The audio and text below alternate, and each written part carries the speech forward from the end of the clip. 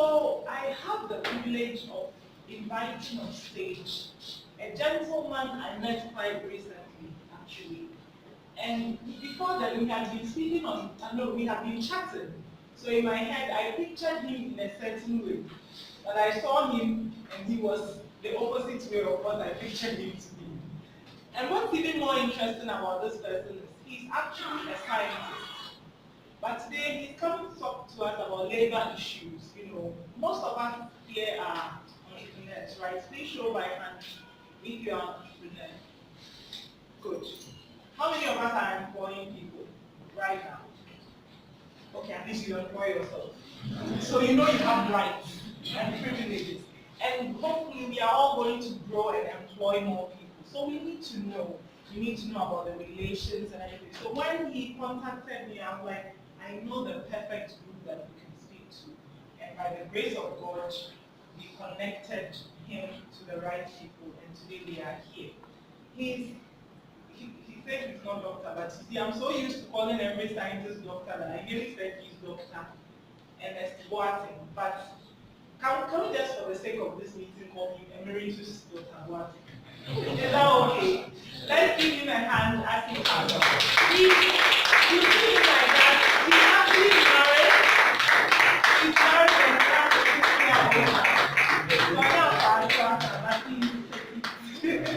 Thank you. So we have 45 minutes. He's going to speak, and then when he's done, we'll take questions and answers. Is that okay? Yeah. So while they are getting that ready, I'd like you to know the sponsors for today's event. We have Hyperspace, of course. Let's keep them in hand.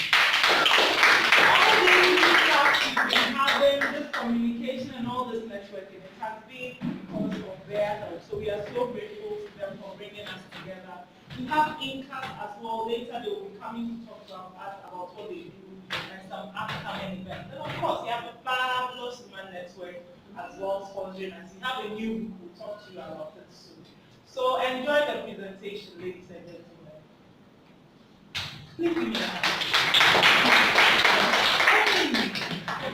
Sorry, the water we are drinking tonight, it is called Salem Natural Mineral Water. And yeah, the one is for you. So we are drinking some. Yeah, fine. We will share this one is a special one, holy water for you, but you all get them ordinary. Okay, thank you. Okay. All right. I'm saying good evening to everyone, and welcome to today's presentation.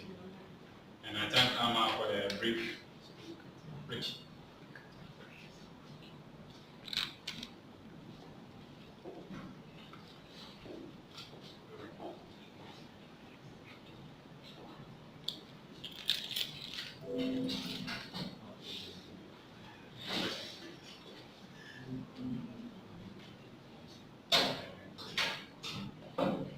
For that brief introduction. Like she said, I'm a scientist, but I also double in labor and pension issues. But these are issues that matter to everyone. And I want to make this presentation as interactive as possible. I'm not here to give a lecture.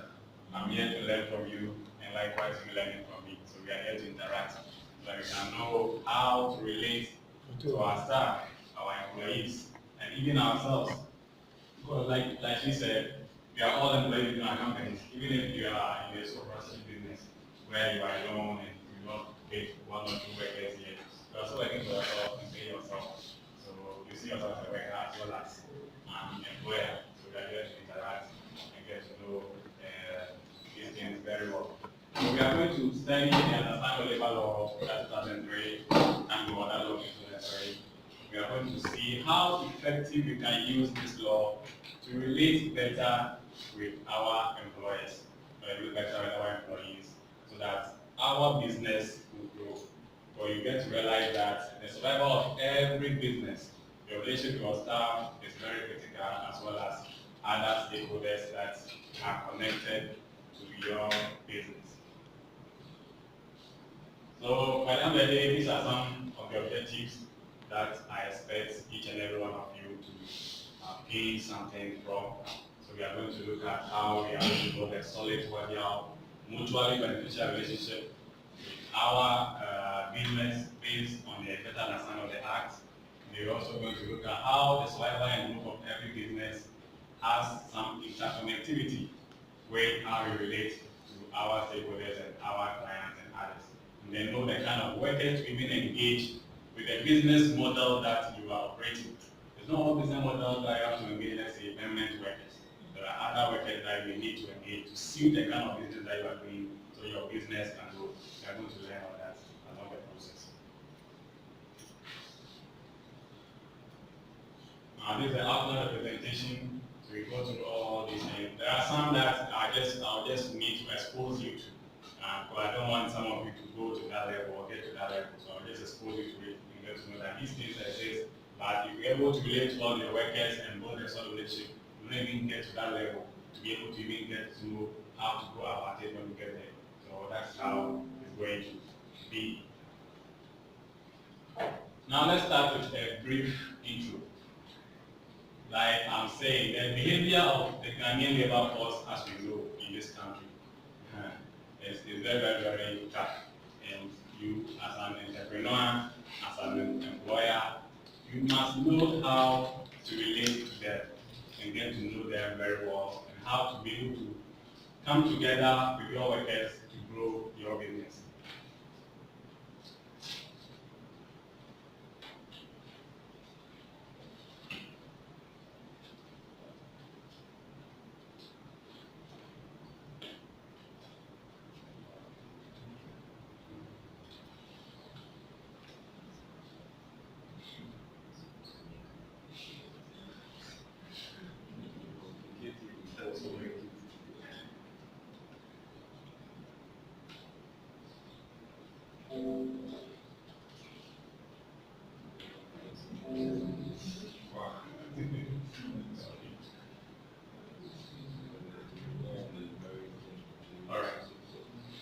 So while some employers enjoy a very cordial mutual relationship, when you say mutual, you benefit, I benefit.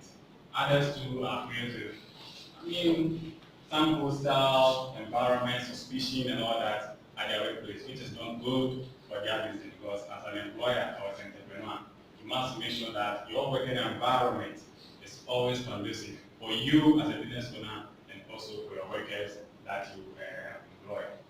Now, the kind of relation that exists between the employers and the employees has a direct impact on the productivity and then the survival of your very business. If your business survives and grow and become a conglomerate or something like that, a global business, you need to check the way you relate to your workers, because they can make or unmake your business, and that's a fact. So making your workers feel like they are part of the business ownership, and that they are also stakeholders whose opinions matter when it comes to the business that they are working with, or the business that they are nurturing with you. Very, very important to foster a good relationship with your employees. So as you go along, you learn what I'm talking about. Now let's look at the types of employment that we have. Like I was saying, all of you here are entrepreneurs, and each one of you has a different business model that you operate. And each of the models that you operate will determine what kind of workers to employ. Let me ask this question. We have permanent temporary casual contracts, then we have piece workers and part-time workers as well. Now, when we go through what each of them stands for, permanent workers, you all know they are permanent, you come with all the conditions, you retire at 60 years and all that. You have temporary workers that you have 1 month to about less than 6 months. So if you employ somebody between 1 month to less than 6 months by the law, it's classified as a temporary worker, and they are normally employed for work that is seasonal in nature. It's not a progressive work. And for casual workers, you have to engage them intermittently. It can be a day, 2 or 3, or for a number of days. That should be less than 6 months. If it's more than 6 months, you will not classify that worker as a casual worker. You can recommend as a staff. Then for contract workers, these are people who are engaged for a period of 6 months or more, or a number of days that are equivalent to 6 months within a calendar year. And there's a clear written contract that specifies all the conditions that comes with that contract. Everything should be stated within that contract. Now let me ask this question. This business, pastries. We've heard of Ingra pastries. And we've heard of A1 bread, the one who had a start with Kumalo recently on social media. Let me ask, what kind of worker do you think Ingra pastries or A1 bread should employ in terms of those who go out there to sell his products by the roadside, and also those who help him to knead the bread and all that? What kind of worker do you think Ingra bread or A1 bread or Ingra pastries will need?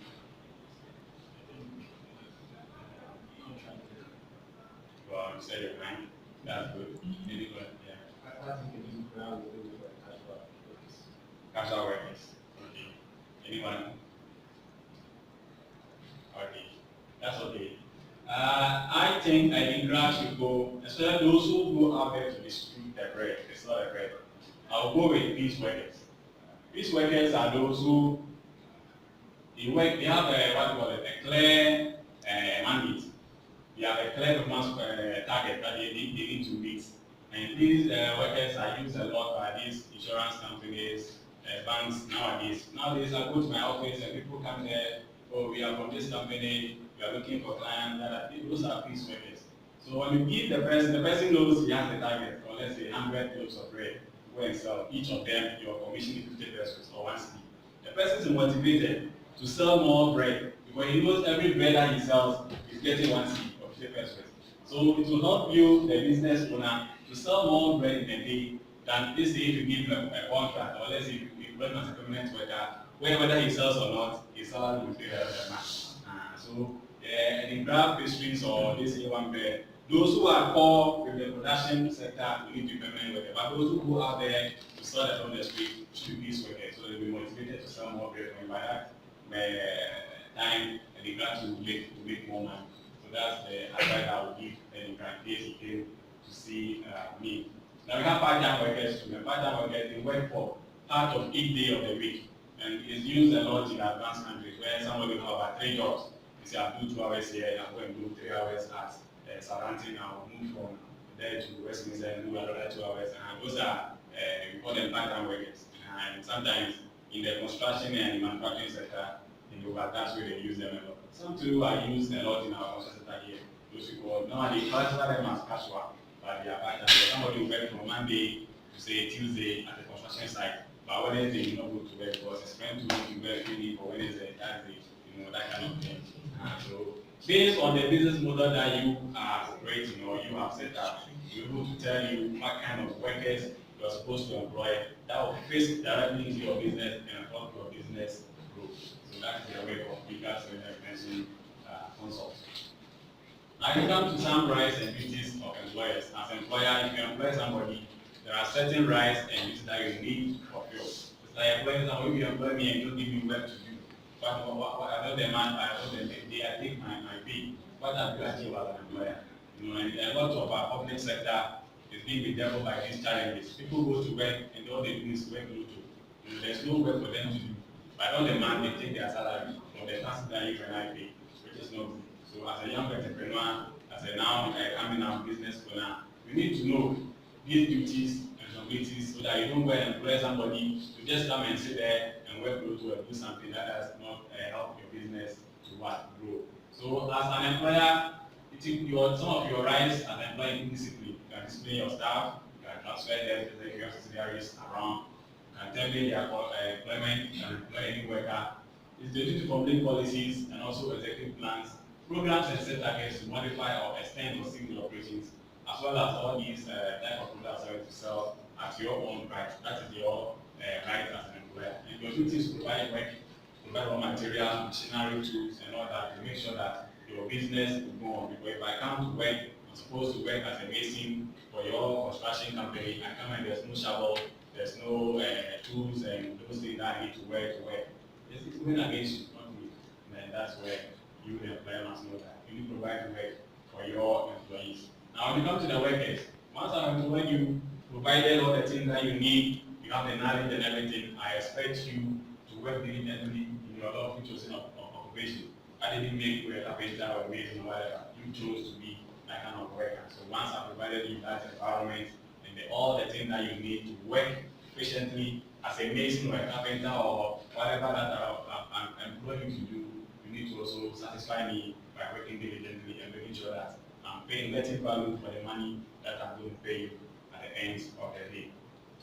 So that's the rights of the worker. The duties of the worker include also working diligently, like I said, the pushing through the occupation, report to work regularly and on time, enhance productivity.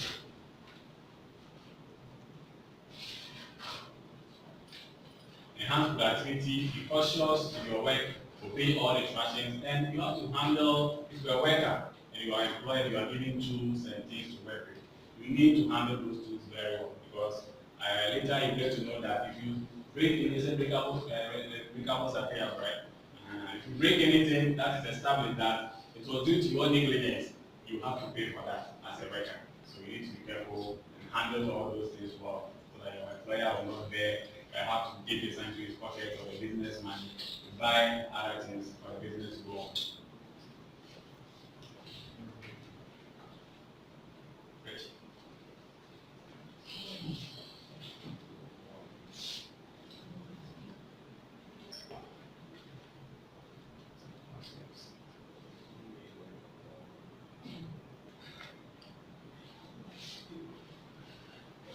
So, what are some of the conditions under which you need to employ as an entrepreneur? If you're employing someone, that's some of the conditions that the law talks about that all of us must know and appreciate.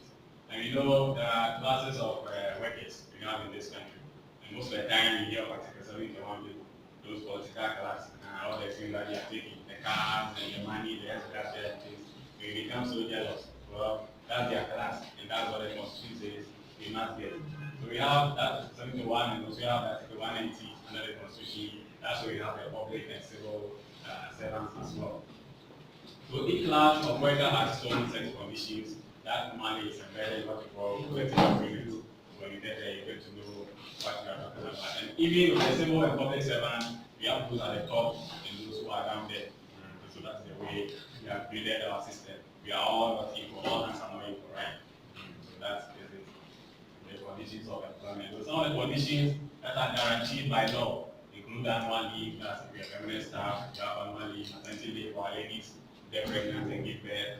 We have sick leave, that's certified one. We have overtime allowance. All these things are guaranteed under the law. So nobody can cheat you on that. But some conditions also apply to only the top civil servants and public servants. Some of them include re-accommodation, free fuel, special car with a driver, watchman, messenger, you know that all those things go to the top. And sometimes when we find out the condition that, let's say, the MD or BRA or the CO BRA or ECG is getting, it's been more than those in Article 71. So, what do you call it? The political class. Yes, it's true. Look at recently became a debate when they brought in social media, when they listed the salaries of all those people, Google, blah, blah, blah, their salaries, and you saw that, hey, it was huge. But on that new salary, they enjoy all these freebies. So imagine if with my small thousand wife, I can manage and do something, and somebody with all these things doesn't even go whatever. You see the kind of perception against those people. So that is it. Now, there are certain conditions that the law gives to women.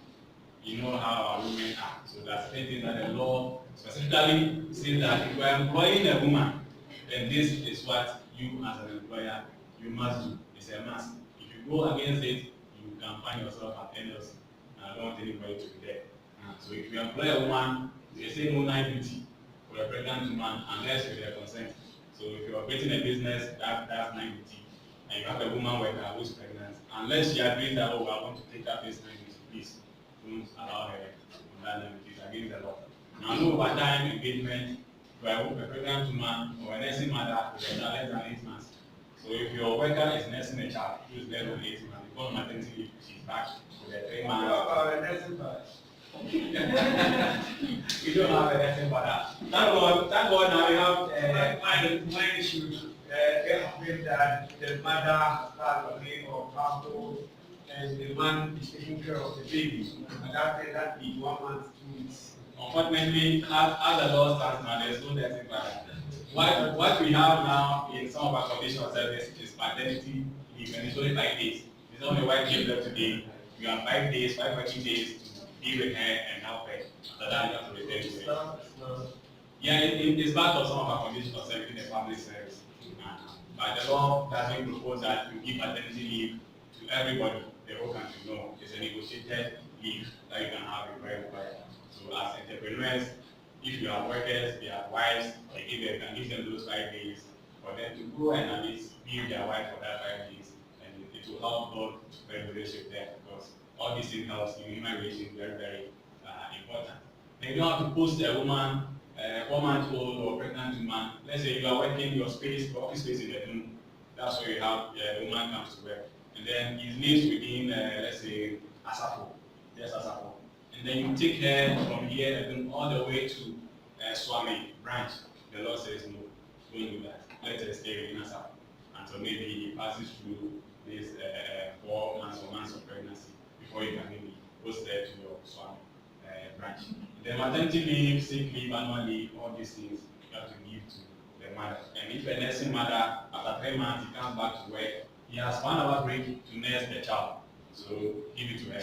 That's what the law, aside the normal break, he has 1 hour to nurse the child. So nowadays you find out that most employers, when they are advertising, now they state the gender. Now you see that somebody will place an advert, oh, I'm looking for a male accountant, or I'm looking for a male date.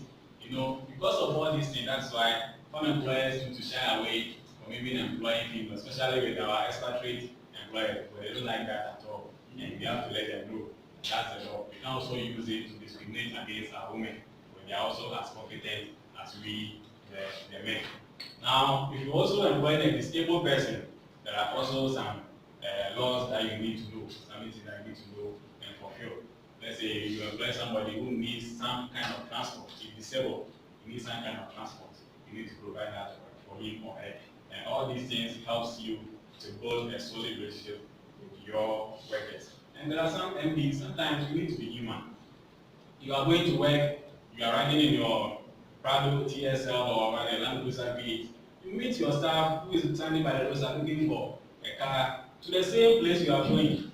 And you find out that they will just drive past. You know, the person will see you driving past, you will not talk, but you just drive past and leave the person there. It's not nice.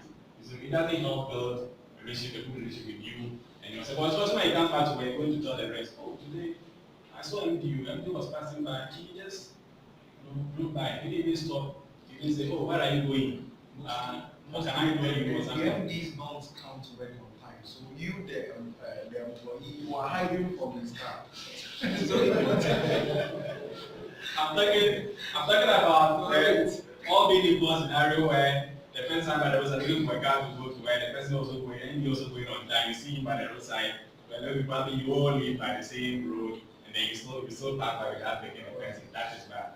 So if you're an entrepreneur here, what blesses you, you have a car, you live with your employees. We don't provide them the staff pass, but you live with them along the same road and you can pick them along. Please do that. It helps them to like you and also to build a very good relationship with you, so they can also help you grow your business.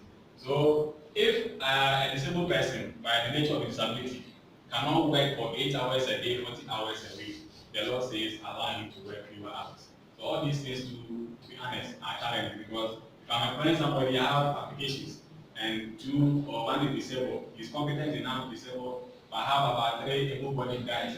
And I'm picking somebody that who maybe by his disability cannot work for 8 hours. But if I pick another person, he can even work for more hours for me. What do I do as an employer? It becomes a challenge. But that's where I would like to say that you need to sometimes consider our people. They are also human beings. They also need a source of livelihood. So if you can accommodate these things, please give them a chance to also show their talent and their skills, and it will help to also build a sort of relationship with your staff. Now, when you employ young people, the law defines young people as between 18 by below 21. So if you have any staff who is 18 by below 21, the law says it's a young worker. And as a young worker, there are certain things you don't need to expose them to.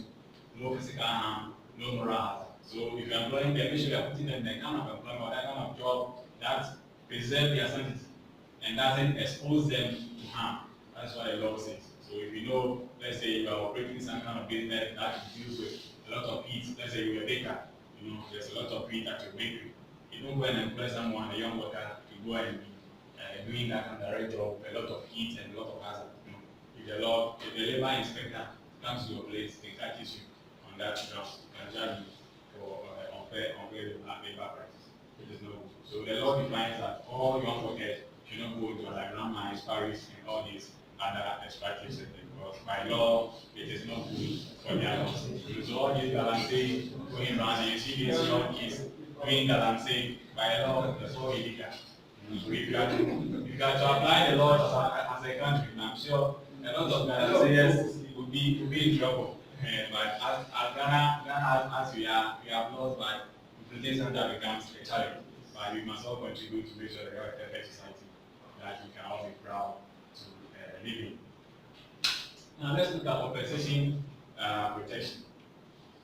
Compensation, as we say, salaries, wages, allowances, and every worker, the law says, shall be paid in legal tender. In legal tender, you know it's money.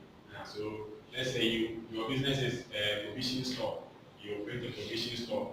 You cannot tell your worker that, oh, today this month it didn't go well, so instead of giving you money, let me give you some some sugar, some bread, and something. When you sort of no, that is not what you must do. Whether you like it or not, find money to pay that worker, so that in case there's any additional additional bread and things that it goes with the money, you can give it to him. But don't pay the money, the salary in another way. Say because it did not go well. No, that is what the law says. Now, there also, if let's say by God's grace your business grows and then you have more workers, they decide to form a trade union. You as you go along, you get to learn that. Allow them. It's good. It even helps you, the entrepreneur, because once instead of dealing with let's say 35, 40 workers at the same time, you can deal with just 2 or 3 who are their leaders, and they will further now communicate whatever you discuss with them to the other workers, and they will understand. Workers always trust their leadership, but they know they can be compromised. But they choose them to an election. So if you are a union leader, the people trust you. You go for negotiation, whatever happens, tell your people so they also understand. So when that comes in, the law allows some deductions that you can deduct their salaries to help them to use in managing their trade union, and all these things are listed here. But the law also says that do not deduct monies from your staff or from your employee as a punitive measure. Let's say, what's your name, please? Mohammed. Mohammed is my employee. He came to work late today. So I say, okay, Mohammed, today you are late. You have delayed my schedule. I can't meet my people, their schedule, supply them their schedule. So because of that, I'll be down 100 cedi from your salary for the month of June. No, I can't do that. If I have additional code, I can deal with him for that score. But I cannot take money for a salary and say that I'm using it because he came to work late or something like that. No, the law does not permit that. So we must take note of that. No, you can't put it. That's the law about it. You can't take that as different code. It's like a law that is inconsistent with the constitution. Any law that's inconsistent with the constitution is not enforced. That's the way this one also works. So any law code that's inconsistent with the labor law is not enforced. So you have to go with what the law is saying. Now, trade union associations, like I was saying, they are guaranteed by constitution that every worker, whether they can form a trade union or employers organization. As you go along, you get to know that trade unions are very important. It will help you, the employer, to relate to your workers better, to get to see, know their concerns, and also deal with their leadership on a very friendly basis. That will help you to also improve and build on your business. But there are some class of workers that you can agree with the trade union leaders that out of these kind of workers, let's exclude them from the trade, especially those in management positions. Let's say your business have grown to a level where you have 9 managers, and such people can be excluded from being involved in trade until because of the position that they hold within them. And that should be an agreement between you and the leadership of the union that exists at your workplace. It shouldn't be by force, sort of, so that you can also have that cordiality with them. Now, every employer that must stay away from trade union business, please. If you are an employer, you are a business owner, don't indulge yourself in their union activities.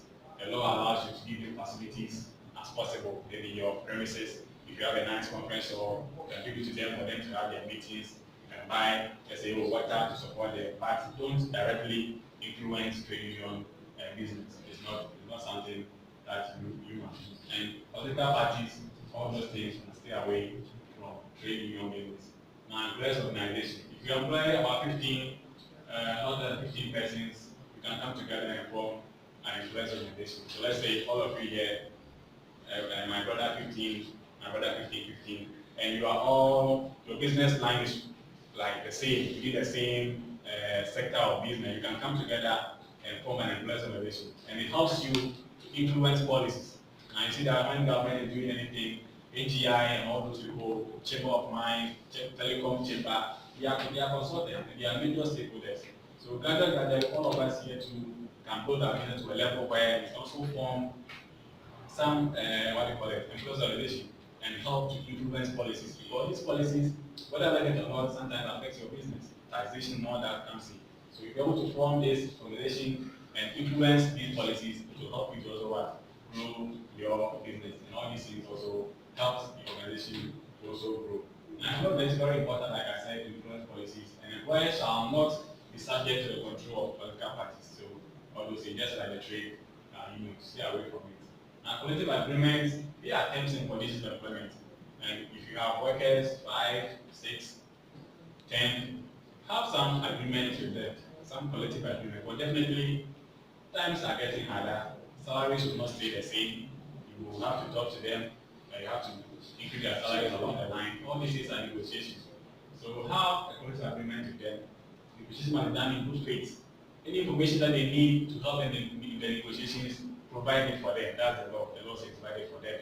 Your turnover, everything provided for them. Most of the time, some employers are scared that, hey, if I should let my workers know that last year I made a turnover or a profit of this amount, then they are going to ask for 50% increase. No, that's not how it is. The fact that you give them that information doesn't mean that they should come and ask for all the profit, because you need to reinvest into your business and grow. The workers understand.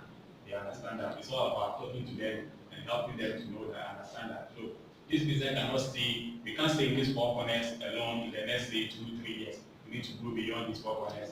Get the market share in massive, expand to Takrade, Accra, West Africa, the world. Yes, that's the vision that we need to sell to them. And when they buy into that vision, they will be able to also help you. So they won't chop all your profit away, but they also consider the long-term survival of the business. But when the business survives, their food also survives. They will continue to keep food with their terms of the collective agreement, so that we all know our left and right. And if your workers are not that educated, explaining to them in a language that they understand better, that this is the collective agreement we have done, this is what it says. Let them know what is in it. Don't just let it be a piece of paper that you will file somewhere. No, let them know what is in it, so they all know their left from their right. And that also helps you build a strong relationship with them. Now let's come to NLC. This is where I was saying I don't want any of you to be dragged there, because issues there are many. Sometimes you're not even able to resolve it. And my own sector, we have a lot of issues with NLC.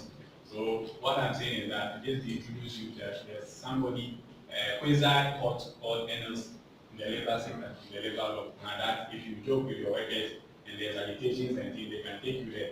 But what I want to propose is that do the sort of relationship with your workers, treat them well, be humane, do an open door policy for your business owner. Be free, let even the common cleaner be able to walk to you and say, boss, I have this challenge. I need help, I need this. Help them out. Let them see you as a father. You know, sometimes it is hard. Some of these workers, you know, salaries are not enough. Sometimes 2 years to a month, it is gone. You know, and the person might be school have been open, the child is going secondary school, these bills are coming. I mean, you can drag a person some salary advance, something to just let him take care of that short-term problem. And it gives him a good psychological thing to also help you, your business to grow. When the person is coming to work and there are a whole lot of problems on his mind, I'm telling you, the person will be productive. And I knew of a story that happened around the port, where there was this, one of these port handlers who hadn't paid this for collector for 3 months. The person had a very troublesome wife. So the wife was always troubling him in the house. You say every day you go to work, you don't bring money home. Where is the money? You were thinking that the guy was shopping the money somewhere. So the guy came to work this step, and he was just handling one of the containers. Someone shouted, "Well, we have a hole." The guy just pressed something and the container fell, and all the goods in the container. So the labor department came in, they investigated, And when they went deep into the matter, they found out that the fault was coming from the employer. Because you only paid the guy for 3 months, and the guy was emotionally, psychologically disturbed. He couldn't support his family at home, and that was why his wife had to come there and create that scene. And he had that shock, and he had to become that. So they blamed the employer for that. Yes, he come with it. So at the end of the day, the employer bear the cost for that container. And you see, if you would have paid the guy, this wouldn't have happened. Yeah, so as an employer, item 1 is very important. No matter what happens, your item 1, which is salary, must always be paid. There was this company who was in financial distress. They gone for a loan, they were trying to survive. The bank was chasing them. Then they just sat down the workers and said, look, folks, this business, yes, I'm the owner, but this is what provides food for all of us. If this business should go down, we all go down together. This bank is chasing us. I don't have the money to pay now. If all of us here, including myself, will sacrifice 1 month's salary, it will be enough to pay this bank off. So that we off our backs and we can focus on our business and the months we get. The workers understood. They forfeited the salary for that 1 month. He used the money to pay the bank off. And they had a peace of mind the following month. They were able to go there. The man was still able to pay them at the end of that year. And the business is working today. So these are all based on the kind of relationship that you build with your workers. If you build this cut amount relationship with your workers, they will not even understand you. But you are not even open to them. They don't even know how the finance of business is going. Whether it's going well, whether you're making profit, they don't know all that information. So if you go and tell them, oh, let's sacrifice our salaries, when you see you writing a bid, when they came, you are not writing a bid, they will tell them, no, you are dropping, you are being bad. Why do you want that to sacrifice salary? Sometimes you need to be very careful the way you present yourself to your workers, especially if you are operating a sole partnership business. You are not in the government sector where some of these employment go these conditions, and you have to be careful so you don't present yourself as somebody who is feeding fat on their efforts. So that when challenges come, you want to go to them and plead that they help you solve the challenge, then they become apprehensive. You have to manage that into very well. So that's about labor commission. You have tripartite commission to bear. All they do is set minimum wage. The minimum wage is a daily wage that no employer in this country should go below. I think currently is 8 point something in Ghana City. So nobody should go below. But it's a challenge, 7.something. Yes. It's a challenge for most startups, most young entrepreneurs to meet that kind of wage, 7 point something Ghana City. It's difficult and it's very, very challenging. So sometimes when they are going to negotiate, the Ghana Employers Association, so if you see them crying, we cannot pay. Yes, it's difficult, but that's the law. Once it is set, you need to try and make it, because it's also a way of showing your workers that at least you care about their welfare. Because life times are difficult. You see how rent charges, electricity, and all this are going up. So at least if you're an employer, just try. That is why if you're employing people, make sure that they are able to come in contribute productivity to generate money, you're able to pay them. You don't have to employ somebody who can be, let's say, a subtraction onto your profit. No. Make sure that you have a business for them, you have work for them to do. That will add on to the productivity, increase the money that the company is making, so you're able to pay them and pay them comfortably. That you want to do as an employer. Now, the labor inspection I was talking about, these are people who have been employed by the law. They are empowered to come and enter your premises at any time. You shouldn't hinder them. If you hinder them, it's an offense. Yes. They are not there to antagonize you. Their main business is to come and make sure that some of these laws in Act 651 is being followed. Like we have a young worker, you're not exposing to harm. We have this, your working environment, occupational health and safety, everything is in order. The workers are safe, the environment is good, nobody is being exposed to any harm. That is all what they do. And not that they act on tip-off. The workers will give them tip-off. Maybe they will come to this India steel company, they are doing that. So when they come, their business look at the tip-off, see whether it's true, and correct you, the employer or the business owner, that, oh, you've seen this, you've seen that. They think that it's dangerous. Why can't you do that? So don't see them as some Canadian or tankers, right? Don't see them as that. Don't see them as tankers who are coming to harass you. They are just there to correct you and make sure that you do the right thing. So like the other day, you don't have to bear any compensation for any employee that gets hurt because you didn't provide certain things at your workplace.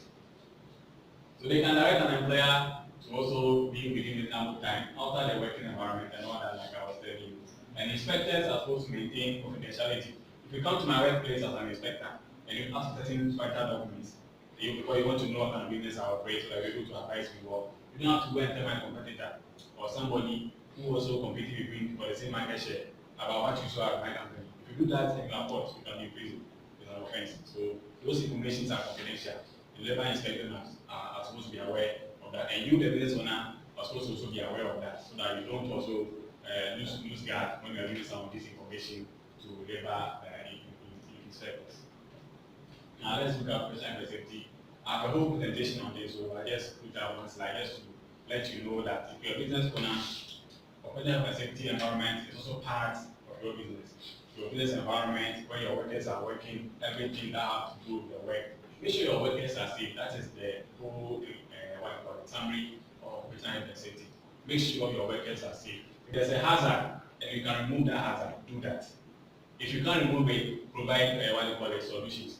If you can't provide those solutions, provide PPEs that will protect the workers. That is the line of protection when it comes to occupational health and safety. So make sure that as an employer and everyone, you do that so that you don't fall foul of the law and pay any compensation to anybody.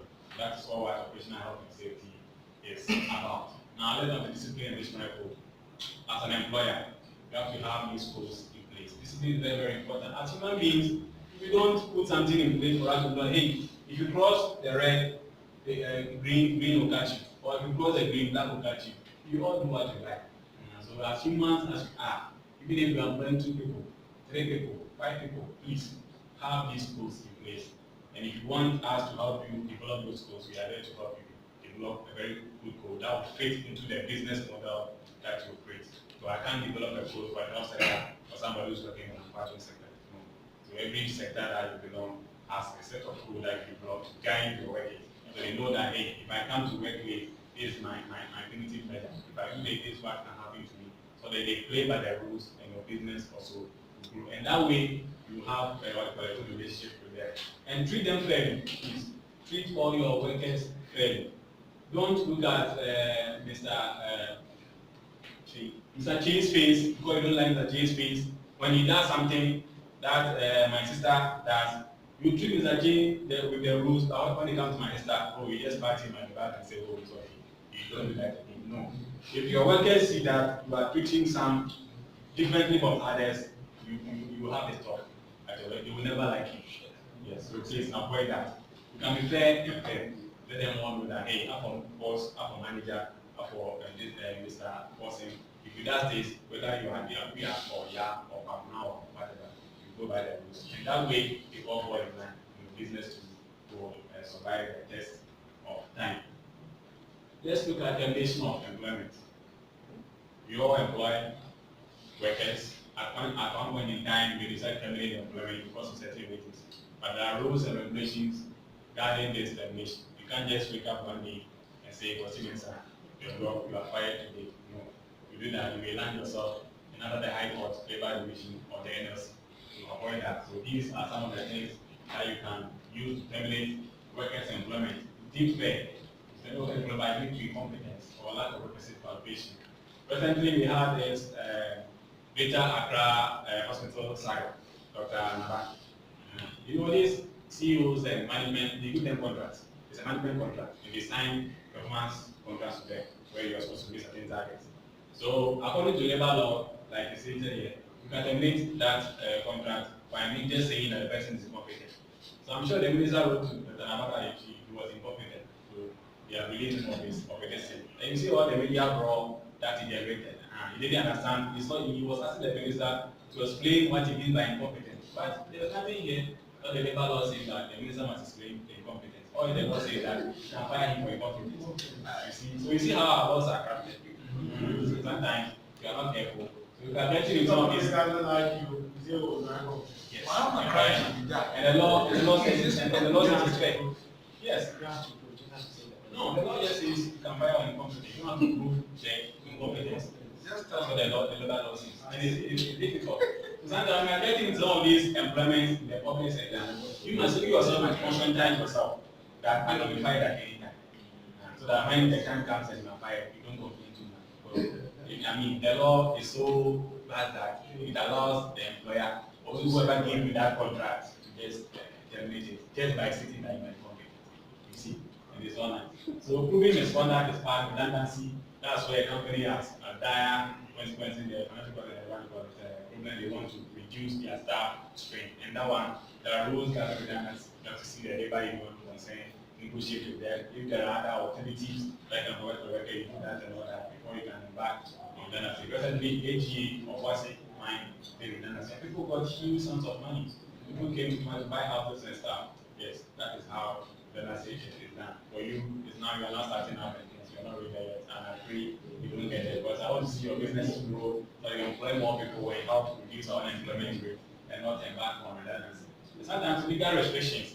For those of us who are in what we call it, professions that are regulated, I am the Allied Profession Council. So if I do something and the council places a ban on me, let's say you can't like it's happening to Xavier Susu, that's human rights lawyer. The legal counsel have banned him for 3 years or 4 years. So yeah, so if Susu has any contract with any company as their lawyer, he's supposed to do that contract. But by that legal imposition, he can't practice lawyer. So if I'm going to sue in my company as my company lawyer, I need to terminate that contract. Because Susu cannot work from now to the next 4 years. That's what the law can do to you.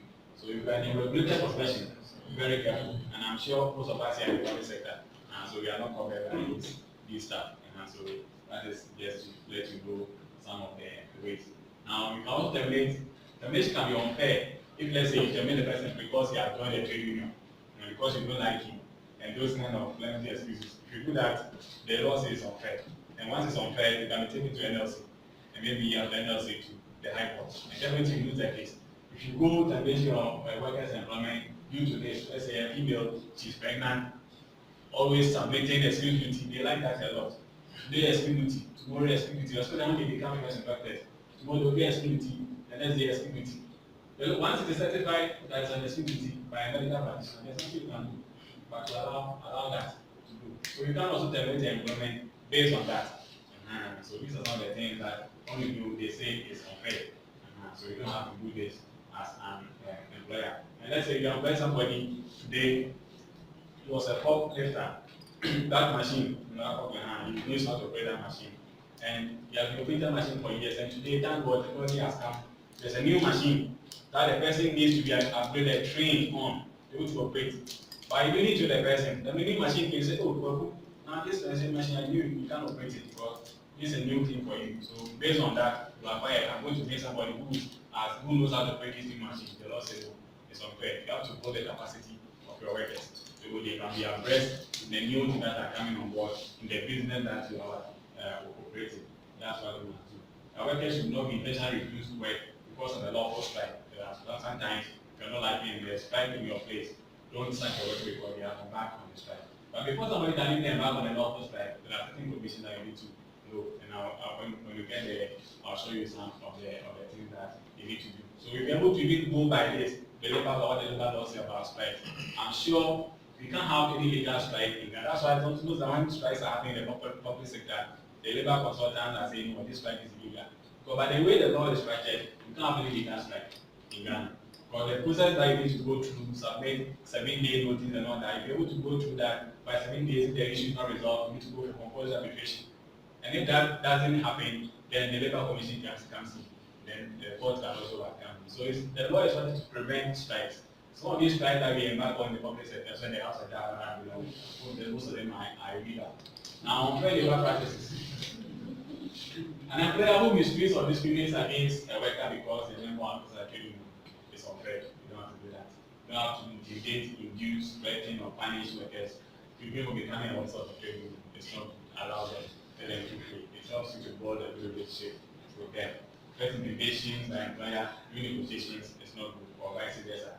Don't intimidate your employer at negotiation because, oh, master, we don't agree to 100%, we are back on such a board. No, it's unfair. Don't do that. If you are trading on leader workers, you don't have to do that.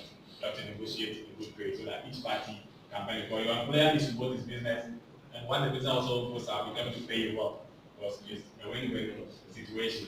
Now, If you give them employer 24 hours to your employer, give audience to them, listen to them. If they have issues, do an open door policy, like I'm saying, an open door policy. Let your office be approachable. Don't be squeezing your face. Every morning when you go to work, go around your employees, greet them. Oh, partner, how are you? Is everything okay? Oh, boss, everything is fine. You go to associate, I hope everything is well. You let them feel that compassion, that fatherly brother relationship with you, so they can look to approach you all their problems.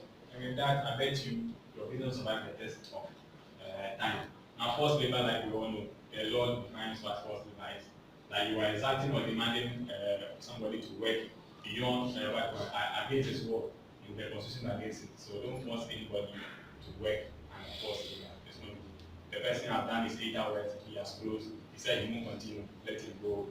If he agrees with you to do 1 hour more, that is good for you, but don't force it. That is what the law is saying. You do that, it's an offense under the labor law. Now, strikes and lockouts, like I was talking about, if you follow these things, you will never get any legal strike in Ghana. We are supposed to give 7 days notice. After that, you have to do comfort arbitration and all that. So these things are just to expose you to some of the things that the law prescribes, the labor law. But I don't want any of you to get to this thing. That is why I'm preaching a good, cordial, mutually beneficial relationship with your workers, so that they don't even take you to that level. Because if you're able to manage them well and be free with them and build the business together with them, they will never threaten you with any strike, or you will not threaten them with any workout. Presently, ECD workers were demonstrating against the concessionaire and that thing that they want to do. And the employer have barricaded the headquarters in Tema, that you don't allow the workers to come in. The workers were outside debating. You see, all these things that make other work for your business. It is something that we must avoid. So far as the city negotiations, don't embark on a strike if you're a worker. It's illegal to do that. And we have something called sympathy strike. Let's say my brother's business. The workers are embarked on a strike, and the workers in my brother's business too, and a similar business say, oh, let's join them to push. You do that, you say you are in trouble. Unless you agree with that labor union or your employer agrees that okay, you can join them, but don't affect my business. That one you can do that, right? If you don't see that provision, you go and join them, you can lose your job out of that. You can also be prosecuted for several damages. And the government has really doing that for a lot of workers. And once workers are on strike, you can do what we call temporary replacement of labor. And picketing. Now you heard picketing, but picketing has become a very topical issue in Ghana. Every degree of health, people are picketing. But people are picketing. I look at them and say, wow, Ghana, we are getting there. The law is picketed is within 10 meters or more from the premises. It should be within 10 meters or more. If 10 meters and below, it's against the law. So I don't know whether they use a ruler or something to protect 10 meters for the ministry of health purposes. But let's avoid these things. Let's relate to all our workers so that we don't even get to such a stage where they will pick us in our business premises when we are pulling off somewhere in our homes. And it doesn't do. The media like bad stories. A young entrepreneur, you are now growing your business.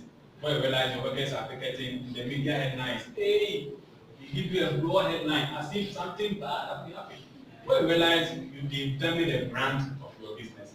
And to recover from that damage, it will take years. So please avoid it. Let your workers know that your doors are always open. If you have issues, come to my office. Let's talk about it. Don't let you allocations and these things. It doesn't help anybody. Industrial disputes. These are things you must avoid. But it will happen between the employer and the worker and trade union, your trade union people, your workers, it can happen. Your business partners, let's say you have a partner, partnership, you own equity, all those people, there can be disputes.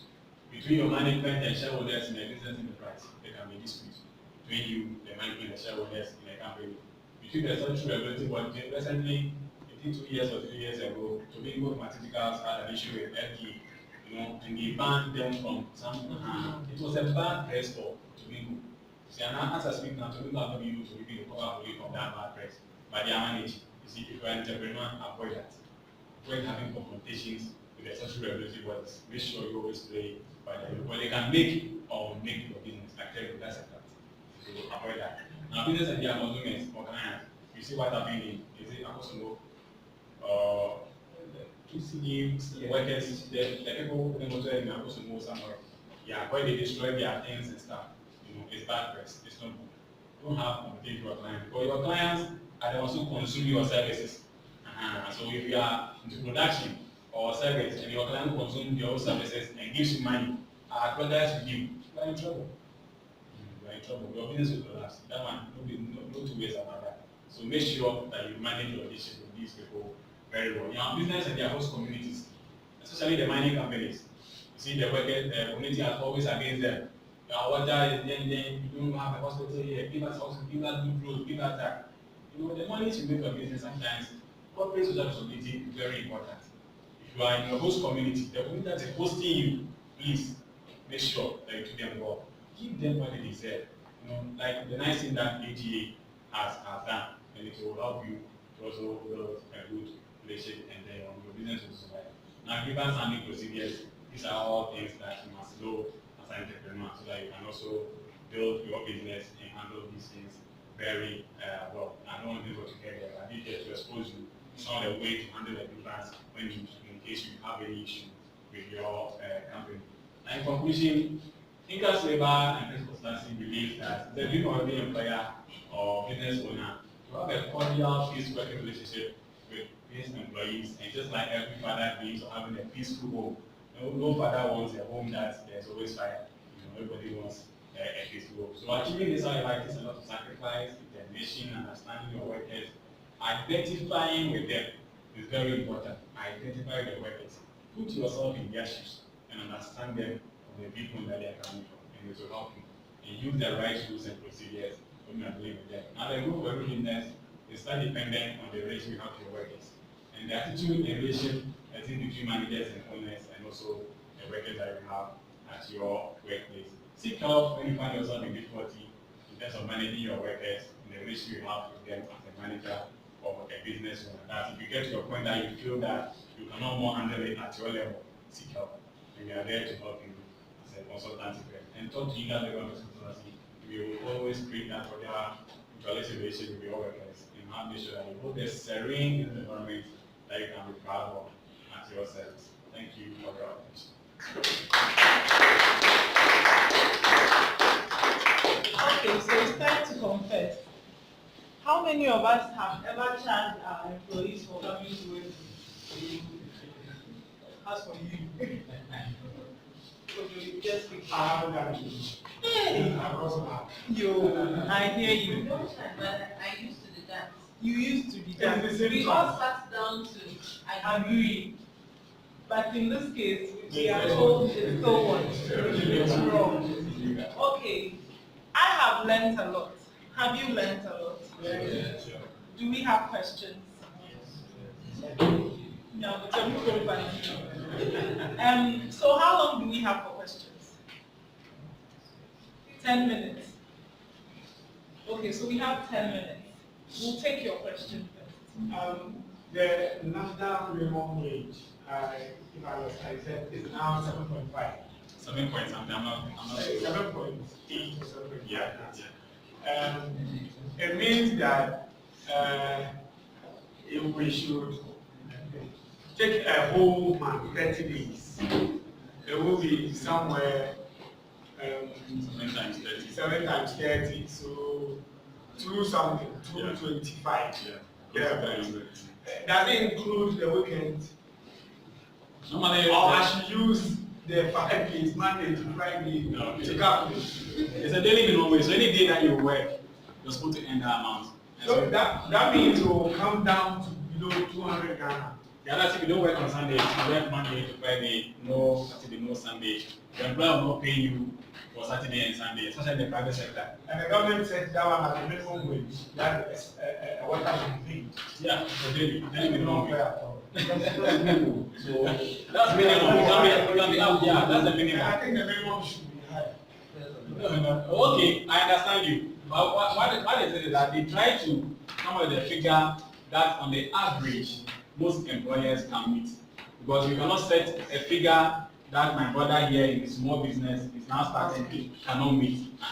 It will become illegal for him to pay, let's say, 3 cedis a day, if that is what he can comfortably pay his work. And even if his workers are happy that they want the 3 cedis just for security of work and those kind of things, it is still illegal.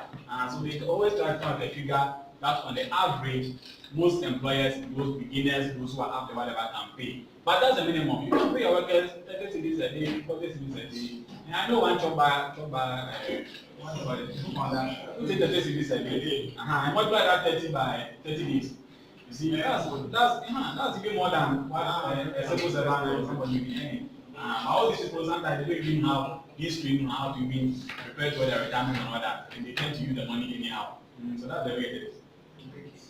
Thank you. Next question. I want to ask about the incompetency charge as a basis for firing. Yeah. In the second slide, when you say that conditions that are considered as unfair, you say that if I was qualified at the time of employment and I'm not qualified, it's unfair to fire me. So on what basis would you say I'm incompetent? So can somebody behind that charge of incompetence fire somebody because they can't operate a new machine and claim that because the law allows me to fire you based on incompetence, I'm firing you based on incompetence? Meanwhile, the true reason is that you can't operate a new machine. It's still incompetent.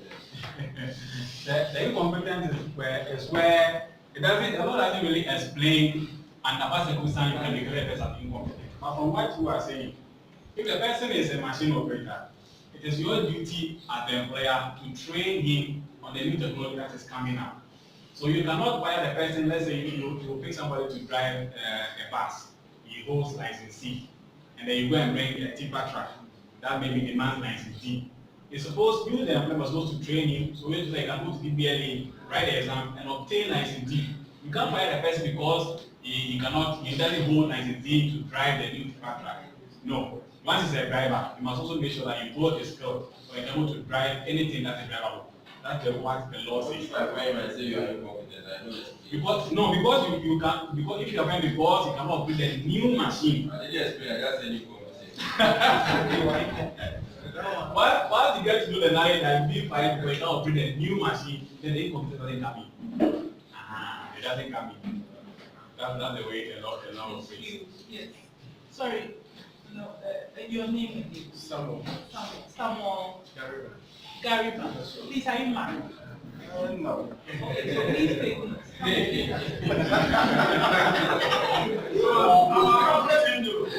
Please, no.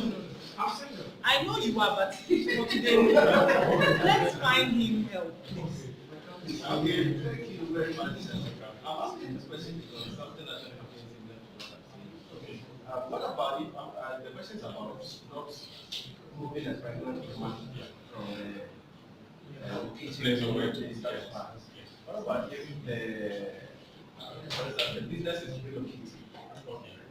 Because this thing happened with a friend, I didn't get the information, but I was like, it was a bank. The bank had a problem with the owner of the building, where they were having the office. So they moved from that place. And then it was so quick that I think there was an understanding between the management and then the owner of the building was so quick that they would have to leave. In that case, the woman was actually, the nursing mother at home, they haven't resumed to take yet. And then all the workers were spread to the other branches. So when she came, she had to go very far away from where she was living. And then the manager said she couldn't do anything about it. The manager was thinking not to. She couldn't do anything about it. Either she has to go home. Okay. In that case, what they should have done was to have put her in the nearest branch of where she's living. I think The nearest. parent was said that she may not be needed because the workers have described already to the nearest branch. The nature of what they should have done was to put her at the nearest branch. Let's say somebody at the nearest branch should be taking, yes, and then she, for the sake of her condition, be put there. That would have solved the situation. There will be no rapport or no identity about it. But in that case, the organization rights that she move on with it. No, the quitting, like sacking the woman because she has complained that you have moved her to a further place, you can't fire her based on that. She has the right to complain, and the law allows her to complain. Not that they're complaining. Now, that's the law also that. That either she gets fired or gets fired. Yes. No, So the choice to quit is yours or move. no, they can't do that. No, they didn't, that's why the law typically protects women, disabled and young workers, because they know some of the challenges will arise. So what the employer needs to do is sit down with the woman and iron out these issues. Probably, if Can we have your contact numbers? Because I'm sure some of us have private questions that we want to consult. And please, when we consult, you know, we are a community, you are part of us, so be nice. This counts, please. And please, let's patronize the service so that we can also push him. It is always best amongst us here. I mean, I was just thinking we should have a networking event just to network, no talk, network, because we have gurus here that we know of, makeup people. Like amongst us here, we can solve everybody's problems. So please, let's push each other up by patronizing our businesses. If even the product is not the best, do patronize and help them. Like my brother did. I wrote a book and he saw something. You know, that's the kind of encouragement, feedback that we need so that we can all grow together. So we are so grateful. Emeritus Dr. for coming to spend time with us.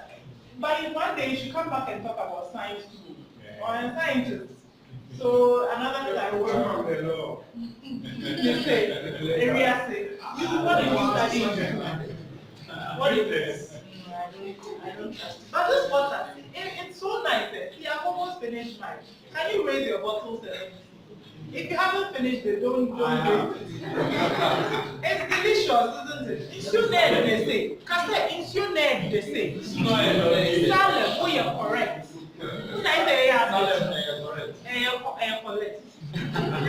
So thank you. You can call the guys. Oh yeah, your number, sorry. Yeah, on 0244. That's your personal or we can. No, it's not personal. 0244 567332 or 026. Let's start again. The 0244 567332. 567332. Yeah. Emeritus and then what? Yes, for me, yes. It's not like. The other one you can reach me to 026 951 7166. 026 951 7166. We are always ready to help you grow your business. Okay. We'll have Naomi. Thank you. Let's give Ernest a hand. Naomi will come and talk a little bit more about income. We'll give Naomi 2 minutes because she's the mother here and she can remove me from the page. And this page is very important to me, so I won't get. Okay, so my name is Mami Bosha. I'm trying to sell that. Oh, sorry, Naomi. I'm sorry. Okay, Mami Bosha. So Incas, that is one of our subsidiaries. Incas Labor, Pension Consult. Yeah, that was the two. So Incas Global, we have a diagnosis center where we do food harvest tests, a lot of tests. We also have Incas Pharmacy. We have a lot, but the two I'll talk about is the diagnosis that we do. We are bringing on test kits for females so that if you are having any UTI, you don't have to really go to a doctor to go and, you know, when we are shy when we are saying those things. So you just have to buy your kit and you can test it where you are. There's a dispenser there. You get feedback and everything. You talk to the doctor on the phone and everything. Very soon it will be out. And Incas Impact Foundation. So Incas Impact Foundation, what we do is that we organize business mentorship program. We organize mentorship program for science because Incas, its basis is science. So we also organize a science program for the science students, the labs and everything. So we have two programs that are coming on, Incas Business Mentorship and Incas Lab Mentorship, which will be in July. And we are finishing the Incas in Business Mentorship first program this Saturday, right here at Harper Space, this room, where we had our main, our first networking program before we started the 5 weeks business training. And then it's 10 a.m. in the morning this Saturday. We are having our pitching day. We will have our judges. and our 10 participants will come and they will pitch and they will tell us if their ideas that we have trained them is now investor ready for investors to invest in them. And then this Saturday again, right here in the next room, we are having WordPress meetup, Kumasi WordPress meetup. That is for the sciences. So you come here a little bit, you go here a little bit, one line, and but so that one is organized by Hyperspace and it's for the science students. And then I'm also going to talk about the sales training. Okay, so on Wednesday, I'm having a sales training right here in this room. So you have all the marketing strategies.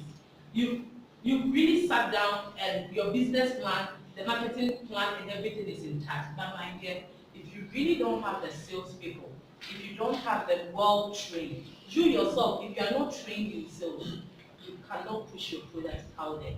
We need sales in all aspects of our life. Even as I'm standing here, I'm selling. How are you selling? Do you just go and you just start talking, or do you sell the benefit? If the customer will buy a product, they will buy the benefit of the product and its benefit to them. Two things. They won't buy the product, the features or anything. So come here on Wednesday. Call us 050-859-0898. Okay, my number is on the page. No, 05. 050-859-0888. It's 30 students. But for KEC members, there is a discount if you register by tomorrow. It's 25 students. For a 4, I think it's 4 hours from 11 a.m. to 2 p.m. We will be here. Snacks will be provided, so you don't have water, everything will be provided. And then on Wednesdays, Capital Radio, 97.1 FM, Entrepreneurs Movement with Quachua. Don't miss it. If you miss it, why you're Thank you very much, Quachua. We love it. Do you want Hyperspace? Do you want to say something before? The shy, ever shy, Rachel. Hello, my name is Sean, and I'm the space manager here. So basically, at Hyperspace, what we do is we are a co-working space. We also provide event spaces. This is one of our space. If you want to have an event or any training session, you can come to us. We will give you a discount so that you can run your training and then your events here. We also have a co-working space, that is the next room. If you have an initiative, if you are a startup, entrepreneur, a freelancer, you can come to us. We will provide you a space. You don't have to pay utilities. You just come with your laptop and then you enjoy our facilities. So basically that is Hyperspace. We also have Hyperweb, that is one of our full apps.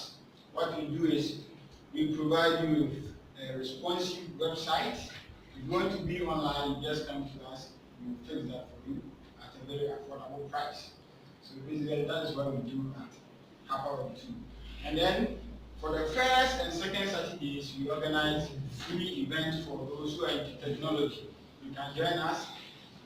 This Saturday we'll be meeting for the Kumasi WordPress meetup. The time is 10 a.m. And then the first Saturday is for general tech topics. Last week we looked at artificial intelligence. We discussed it and then we are looking at the pros and cons. So you can join us every first and second Saturday of the month.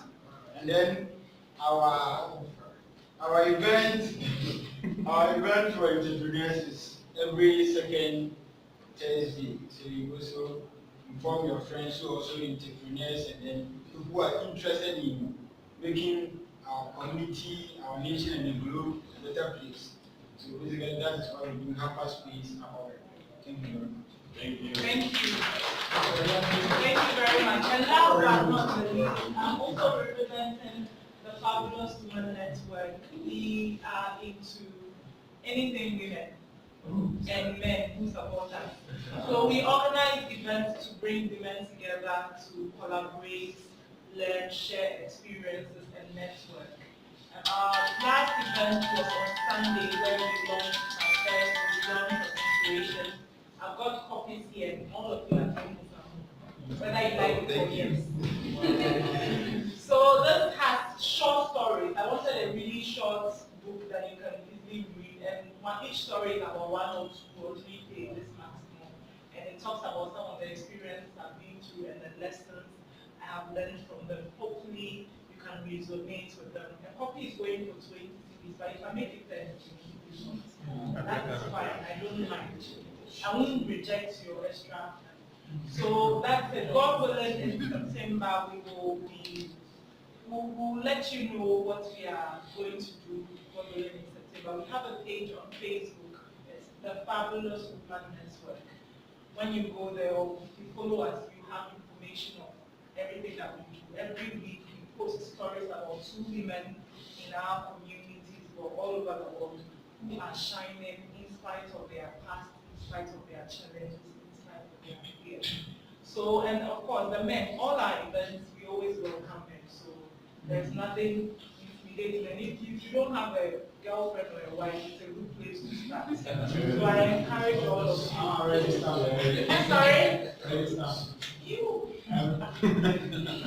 Anyway, so I want to thank you all for coming. It's been an amazing evening with all that. Please don't be in a hurry to rush.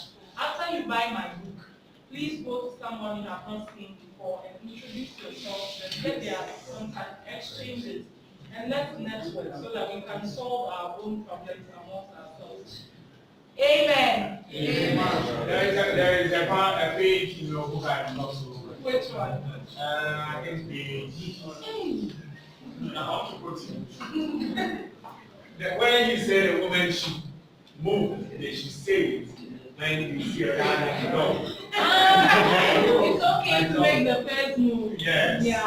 I had a lot of passion from some people. I read that page for like 10 times. Yes. I'm happy you agree. One day we should do that phase. A lot of women think they should be the first. Yes, but my dear, you cannot hear sometimes you have to be bold. The date is booked next week Friday. On the page. What's that page? That's what instead of interview, that is what we are going to do. Let's do it. And you are going to post it. I'll be. I don't know if I'll have Wi-Fi. Don't go and buy it from Okay, we'll see if it's possible. Yes. The Facebook page, the Harper's page, pictures from today's event. Please let's take pictures. No, yeah, we have a photo shoot. Smile when you're taking the pictures. Okay. 20 CDs, 20 CDs. Oh, really? Yes. Yes, 20. Those who went at the lunch should make sure yes, grab it. It's very nice.